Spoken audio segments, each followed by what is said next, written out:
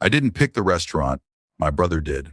An outdoor place with a pool running along one side of the patio, glass railings, too many servers circulating with practiced cheer.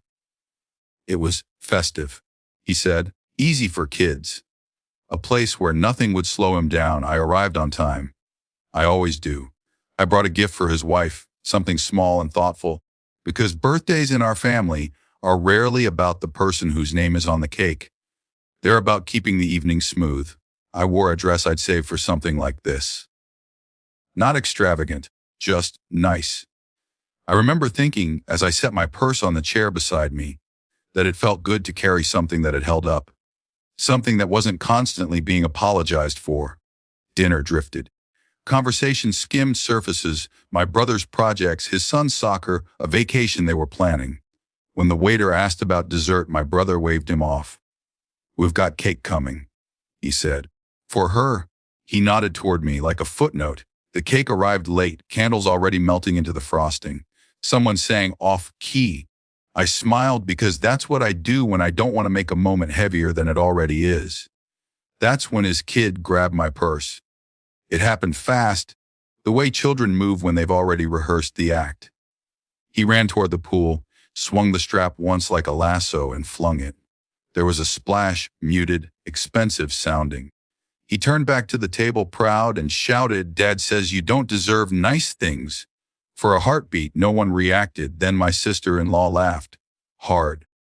The kind of laughter that takes over the body, bends it forward. Tears pooled in her eyes. She clutched her chest like she just heard the best joke of the night. My brother didn't laugh. He didn't correct his son either. He stared at his plate, jaw set, like a man inconvenienced by timing. Someone at another table looked over. The waiter froze. I felt heat rise to my face, then recede. Something in me went very still. I stood up, smoothed my dress, and smiled. "Happy birthday to me," I said lightly. I didn't look at the pool. I didn't look at the purse sinking, leather darkening as it filled. I didn't ask anyone to retrieve it. I didn't raise my voice. I said good night. In the car, my hands shook on the steering wheel. Not from anger, more from recognition. A pattern finally completing itself. I remembered the loan. 3 years earlier, my brother had called late, voice tight, saying he was in a bind. His credit wasn't great. The interest rates were brutal. He needed a car for work. Just something reliable. I had the savings then. I believed in helping without keeping score. I co-signed. I set up automatic payments from my account because it was easier that way. Just until things stabilize, he'd said. Things always stabilize for him. That night, after I showered and changed and sat with the quiet, I logged into my bank account. The action didn't feel dramatic. It felt clerical. I canceled the automatic payment. I didn't send a message. I didn't justify myself to anyone. I didn't add a note. I slept better than I expected. At 9:05 the next morning, I looked out my window and noticed the driveway across the street was empty. It took a second to register. Then I saw the toe marks in the gravel, faint but undeniable. My phone started buzzing almost immediately. Missed calls. Voicemails piling up. Texts escalating in tone. From confusion to accusation, I listened to none of them. Around noon, I got a call from a number I didn't recognize. A calm voice explained the situation plainly. Payments had stopped. Notices had been sent. Procedures followed. There was nothing to appeal. By late afternoon, my brother finally texted something that wasn't just rage. "We need to talk." I waited until evening. "What already did?" I replied. That was the last thing I said to him that week.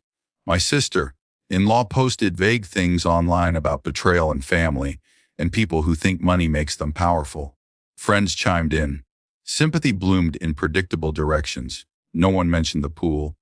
A few days later, I replaced the purse. Not the same one, something simpler. I didn't want the story stitched into an object anymore. I thought about whether what I'd done was revenge. I decided it didn't matter. I had stopped paying for someone who laughed when I was humiliated. I had ended an arrangement that required silence in exchange for access. That clarity didn't feel triumphant. It felt sober, permanent. Weeks passed. Holidays came and went with quieter invitations, fewer assumptions. Distance settled into its new shape. Sometimes I missed the version of my brother I thought existed. Sometimes I replay the moment by the pool, and wish I'd said something sharper, louder. But mostly, I remember the sound of the splash and how for once I didn't jump in after what was thrown away. That felt like the real change.